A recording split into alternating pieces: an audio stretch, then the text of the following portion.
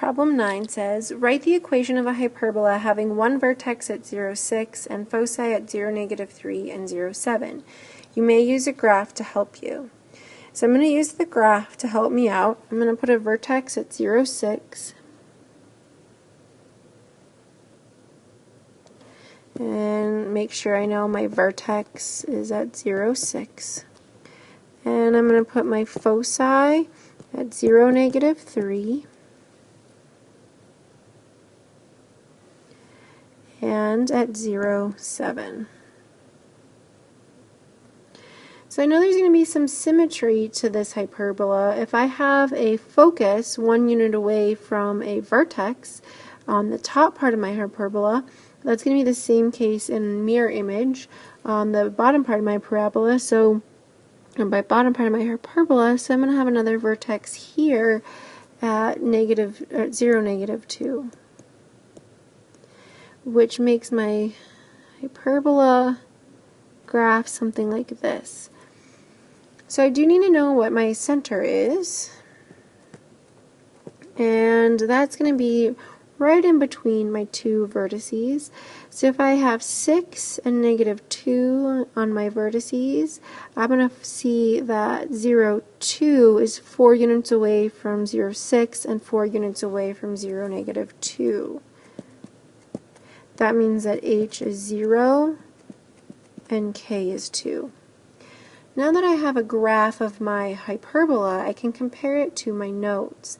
And I notice that my equation should be y minus k squared over a squared minus x minus h squared over b squared equals 1. So now I know what my k is, check. I know what my h is, check. I need to figure out my a squared and my b squared. So that's where I'm going to use some of the equations in my notes. So I know that my vertex, according to my notes, is at h, comma, k plus or minus a. Well, knowing that k is 2, I need to figure out a, and k plus or minus a, or 2 plus or minus a equals 6. That tells me that a is going to be 4. So I know a is 4, a squared is 16. I need to find b. Well, the only thing I know to find b is a squared plus b squared equals c squared. So I need to find c squared. I can plug in 16 here for that a squared. C squared I know I can find from my foci. Those are at h, k plus or minus c.